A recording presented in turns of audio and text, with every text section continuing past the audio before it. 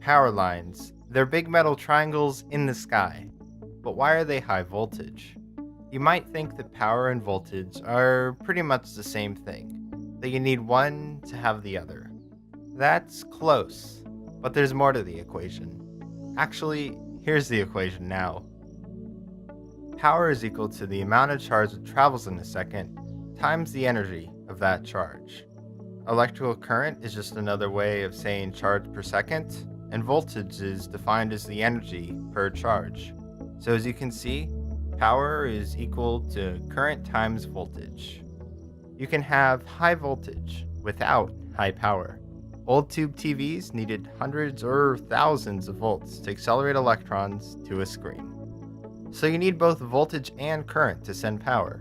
But why don't you see any high current power lines? It's because wires are expensive.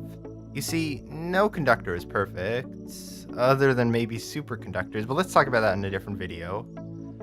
The longer a wire is, the more difficult it is to conduct electricity, and the more resistance it has. The more resistance, the more power is going to be lost. You could reduce the resistance by making the wires thicker and thicker and thicker, but as you'd imagine, that gets expensive fast. So how do you minimize power loss over these giant resistors? Well, check out my notes. The voltage drop along a wire is equal to the resistance of the wire times the current. And we already know that power is current times voltage. If we rearrange these terms, it turns out the power loss is equal to resistance times current squared. Yeah, squared. So doubling the current on a wire quadruples the amount of lost power.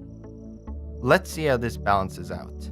If we can reduce the current, we'll minimize the amount of power wasted by the power lines. So, let's increase the voltage as much as we can to maximize the efficiency. And there you have it. That's why high voltage lines are high voltage. Oh, that's not good. I need to go fix that. Come back soon, and I'll tell you next time why we use AC instead of DC in our electrical grids. Make sure you subscribe so you don't miss out.